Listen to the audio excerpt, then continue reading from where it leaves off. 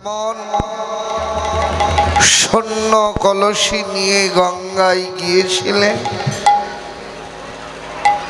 গৌরবের মাঝে সব হারিয়ে ঠিক তেমনি শূন্য কলসি নিয়ে আবার ঘরে ফিরে এলেন। তো কেন গো? নদে নাগরী গঙ্গায় গেলেন জল ভরতে, জল ভরা হলো না কেন? তত্ত্বজ্ঞ বললেন শুধু ওই নদিয়ার নাগরী বলে কথা নয় গো, এ জগতেও কোনো মানুষ তার এক জনমের সৌভাগ্যের ফলে হোক, বহু জনমের সৌভাগ্যের ফলে হোক, বহু বহু জন্ম জন্মান্তরের সৌভাগ্যের ফলে হোক,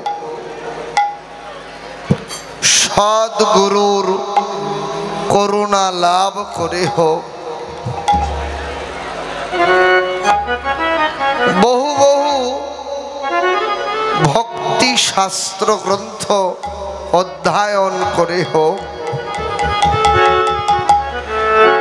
এমনকি প্রত্যেকের চারপাশে ঘিরে থাকা এই স্বার্থময় জগতের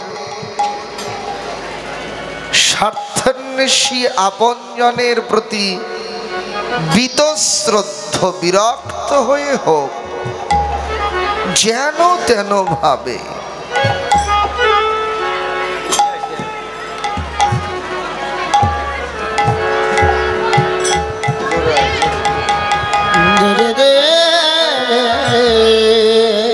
যদি কেউ একবার নিজেকে ভগবত কর্মে নিয়োজিত করতে পারেন,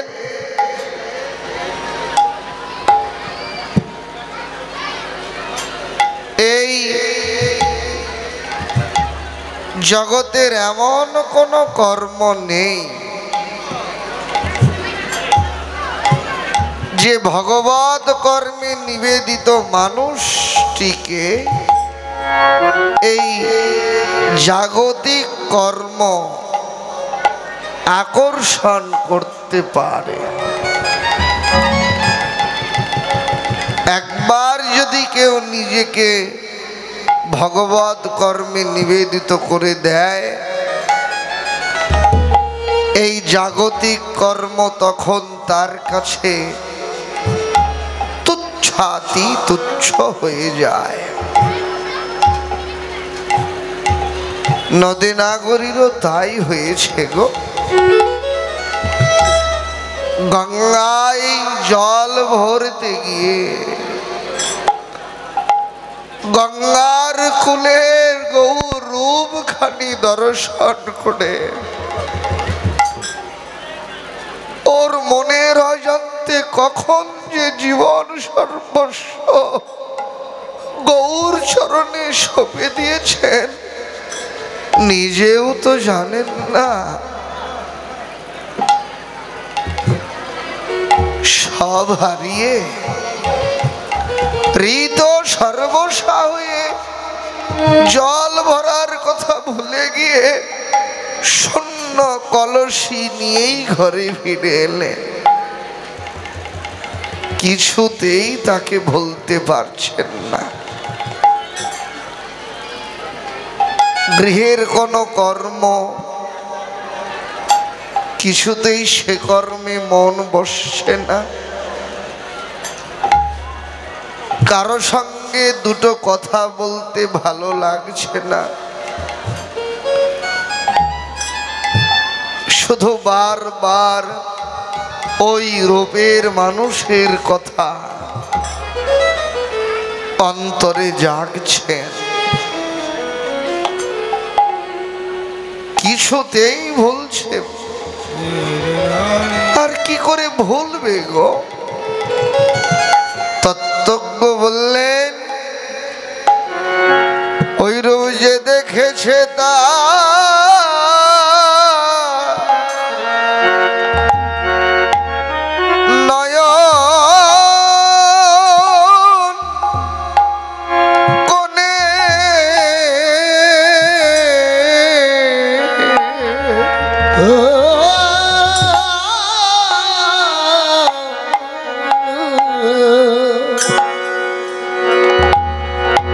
একবারে যে দেখেছে ও তার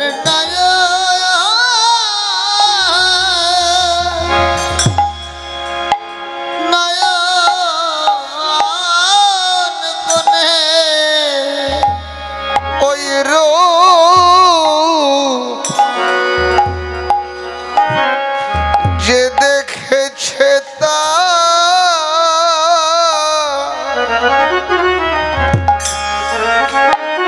নয়ন কোণে ওই রূপ যে দেখেছে তা নয়ন কোণে ওই রূপ সে ভোলে না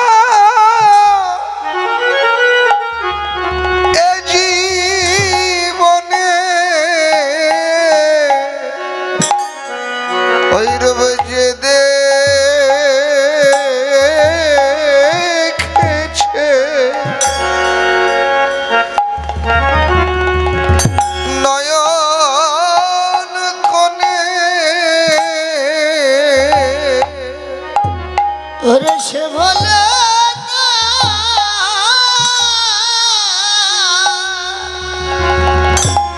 এ জীবনে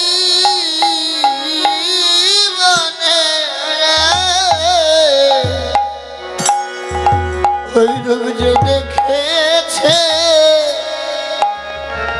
ও তার নয়ন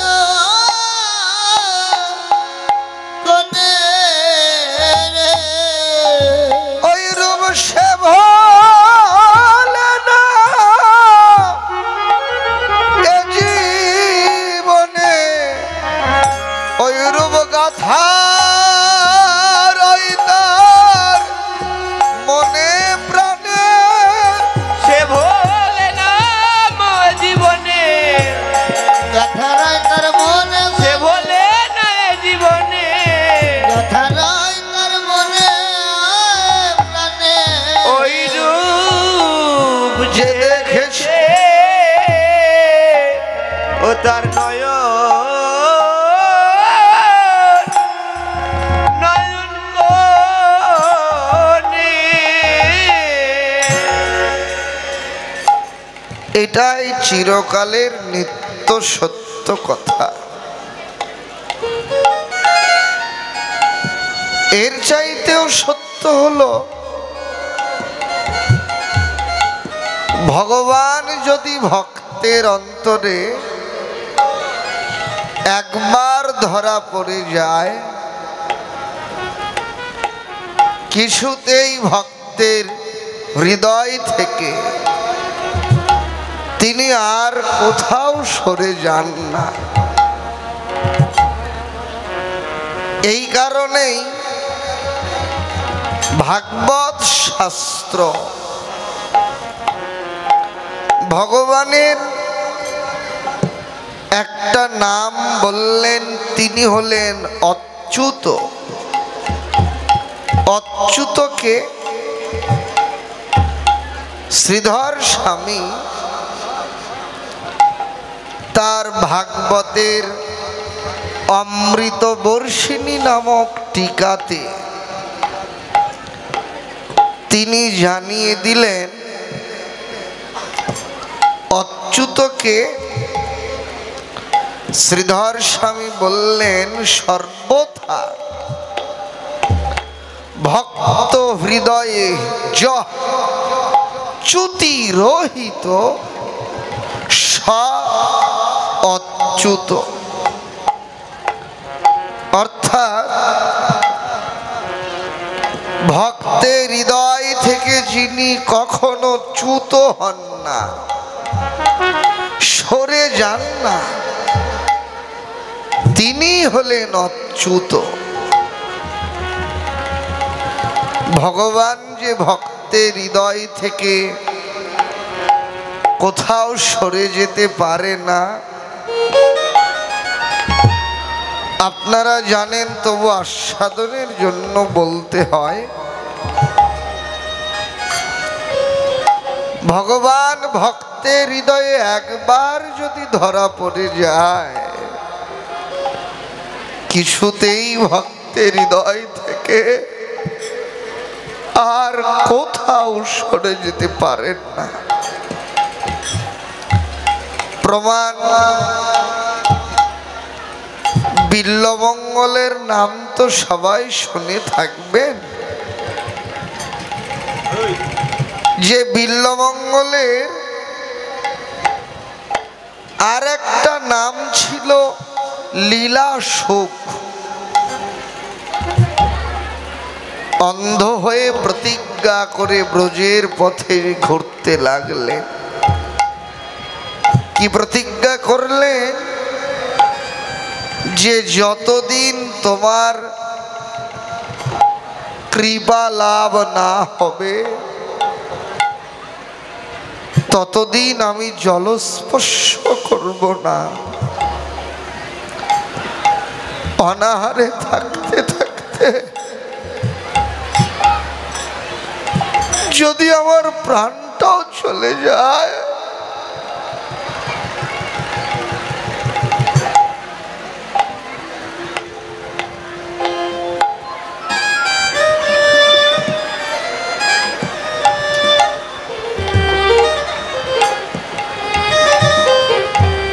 অনাহারে প্রাণ গেলেও না, এই প্রতিজ্ঞা করে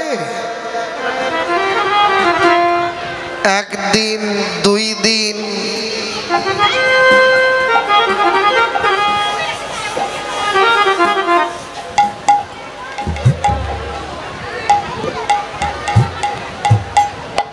3 দিন পর্যন্ত অনাহারে কেটে গেল বিল্বমঙ্গলে।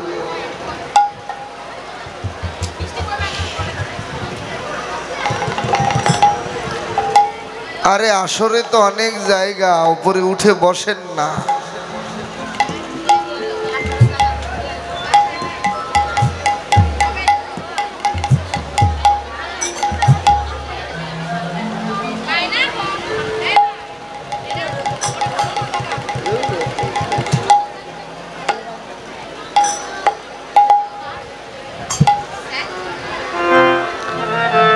অন্ধ বিল্বমঙ্গল অনাহারে দিন কাটাতে লাগলেন। 3 দিন পর্যন্ত যখন অনাহারে কেটে গেল, অন্তর্যামী ভগবান ছোট্ট একটা গোয়ালার ছেলের রূপ ধরে কিছু খাবার হাতে করে নিয়ে বিল্বমঙ্গলের সামনে এসে বিল্বমঙ্গলকে ডাকতে লাগলেন, ঠাকুর তুমি কয়েকদিন অনাহারে রয়েছ গো, এই নাও।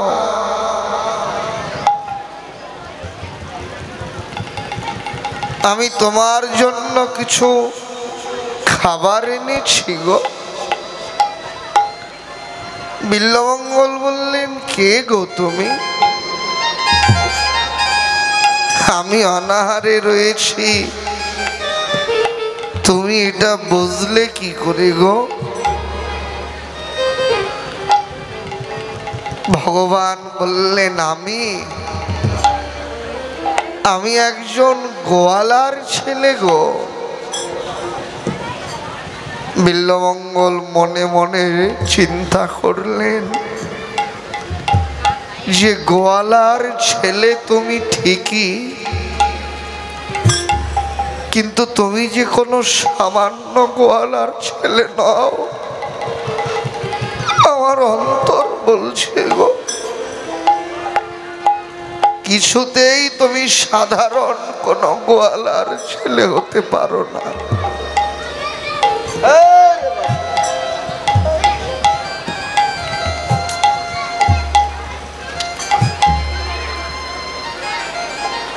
আর বাহিরে হাতটা বাড়িয়ে দিলেন, দাও। অতটুকু বালক তুমি এত কষ্ট করে খাবার বয়ে এনেছো, তোমাকে আমি ফিরিয়ে দেই কি করে গো? দাও।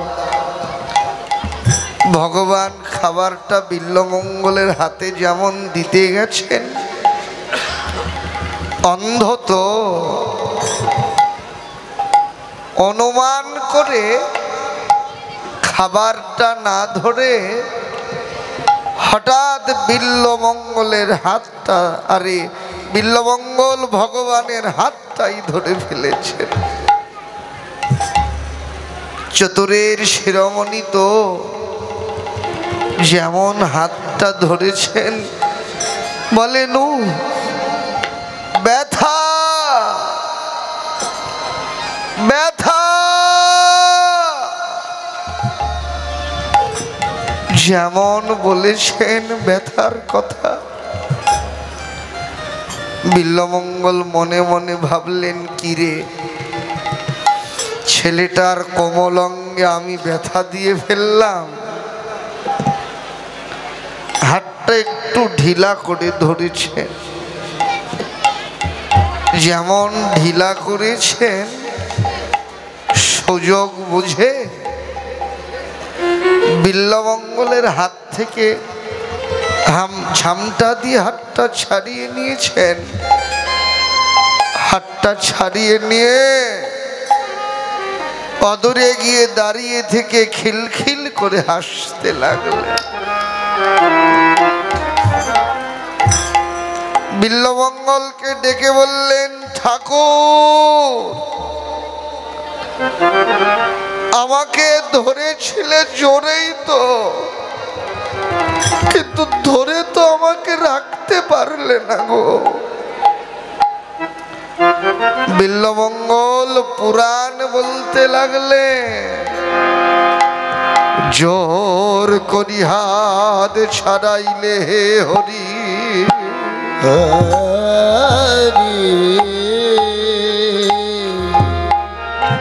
ইথে তোমার কিবা বলিহারি, বলিহারি আমার অন্তর হতে যদি ছাড়িতে পারো, তবে সে বুঝিব তুমি কত শক্তি ধরো, কত শক্তি, কত শক্তি ধরে। বলেন, হে ভগবান তুমি আমার হাত থেকে তোমার হাত ছাড়িয়ে নিয়েছো, কিন্তু তুমি যে আমার এখানে ধরা পড়েছ, আমার অন্তর থেকে যদি তুমি কোথাও যেতে পারো, তবেই বুঝবো তোমার সর্বশক্তিমান নামের সার্থকতা। কিছুতেই তাকে ভোলা যায় না। ভক্তের হৃদয়ে তার সতত বিশ্রাম। নদিয়ার নাগরী বলেন, সজনী কি বলবো রে, আহা গঙ্গার কূলে দাঁড়িয়ে অপূর্ব শোভা করে রয়েছিল। ওই রূপখানি দেখে আমার মনে হলো আহা, ও যেন কোনো সাধারণ মানুষ নয় রে। কেমন সে রূপ দেখে আমার মনে হলো জানিস, দামিনী দাম। দামিনী শব্দের অর্থ বিদ্যুৎ, আর দাম শব্দের অর্থ পুঞ্জ বা মালা। বলেন দেখ, আমার মনে হলো আকাশে একটি বিদ্যুৎ চমকালেই সকলের চোখ ঝলসে যায়। একটা বিদ্যুতের কত ছটা, এতটা দীপ্তি। কিন্তু গৌরব দেখে মনে হলো একটি নয় রে, দুটি নয়, শত সহস্র বিদ্যুৎ নয়, আমার মনে হলো অসংখ্য বিদ্যুৎ মেঘ থেকে আলাদা হয়ে এক জায়গায় পুঞ্জীভূত হয়েছে। একটি বিদ্যুৎ চমকালে এত দীপ্তি হয়, আর একবার ভেবে দেখ অসংখ্য বিদ্যুৎ, ওই অসংখ্য বিদ্যুৎ যদি একসঙ্গে চমকায় তার কত ছটা হতে পারে। গৌরব দেখে আমার মনে হলো ওই অসংখ্য বিদ্যুতের ছটাও ওই গৌর অঙ্গ ছটার মধ্যে একেবারে মিশে একাকার হয়ে গেল। গৌর অঙ্গ ছটার মধ্যে অসংখ্য বিদ্যুতের ছটা হারিয়ে গেল, ম্লান হয়ে গেল। ওরা বলেন আচ্ছা, গৌরূপ যদি অসংখ্য বিদ্যুতে নির্মিত হয়, তো যেখানে বিদ্যুৎ সেখানে তো মেঘ থাকবার কথা, ওখানে কি মেঘ ছিল না রে? নদেনাগরীর উত্তর দেওয়ার পূর্বেই ভাবুক বৈষ্ণব কবি তিনি বললেন, ছিল গো, মেঘ ছাড়া তো কখনো বিদ্যুৎ হয় না। তবে এই প্রাকৃত কোনো মেঘ নয়, মেঘও ছিল। কোন মেঘ? বৈষ্ণব কবি তিনি বললেন, কৃষ্ণ মেঘ রয়েছে ওরে হৃদ মাঝারে, কৃষ্ণ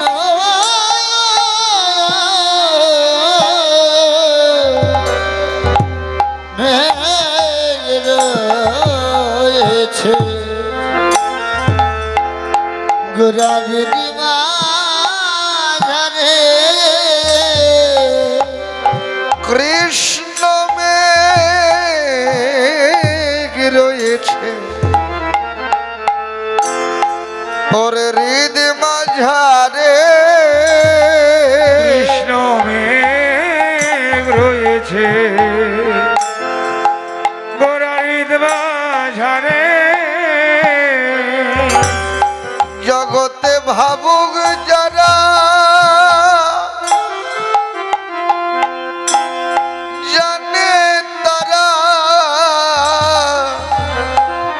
কৃষ্ণ মেঘ রয়েছে ওর হৃদ মাঝারে। জগতে ভাবুক যারা কেবল জানে তারা, কৃষ্ণ মেঘ রয়েছে গোরারি মাঝারে। ওই ভাবুক যারা জানে তারা, ওই গৌরে গোবিন্দ লীলা, ভাবুক যারা জানে তারা, গৌরে গোবিন্দ ভাবুক যারা জানে তারা,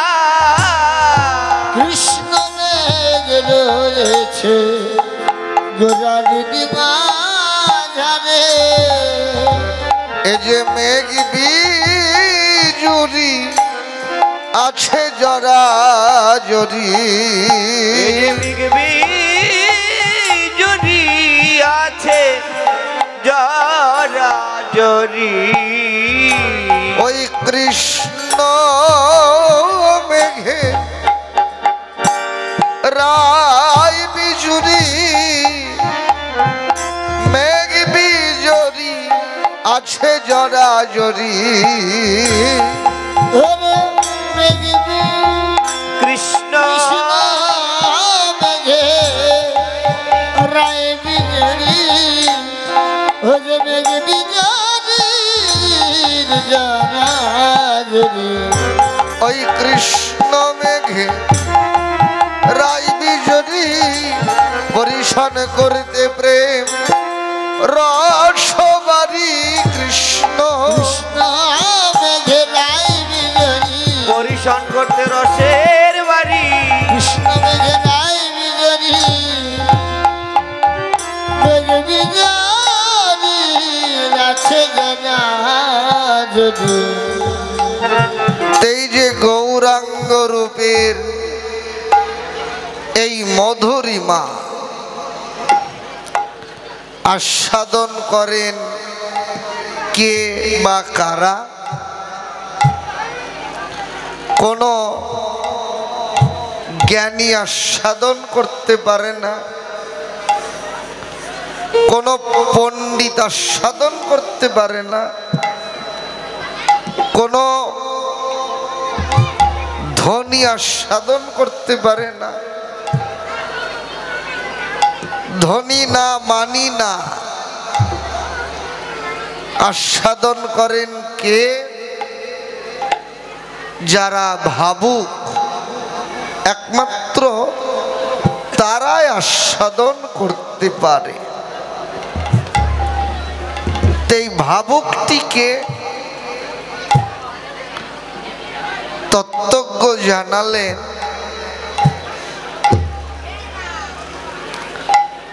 ভাবুক হলো জগতে তিনি বা তারা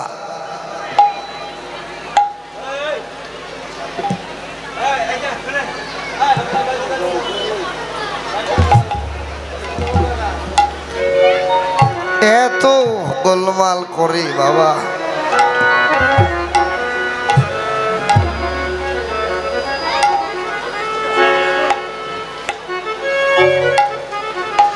আসলে সব আসরেই এমন করে নাকি আমাদের আসরেই, এটাই বুঝি না।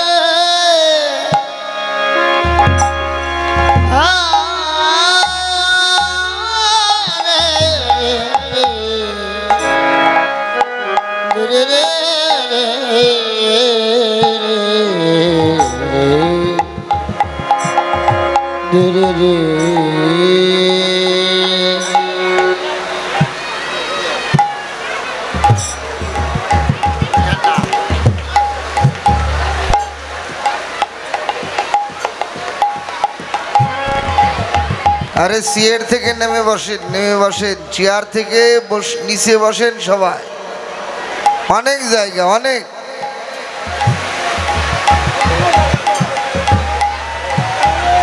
গৌর হরিবল, নিতাই গৌর প্রেমানন্দ হরি হরি বল।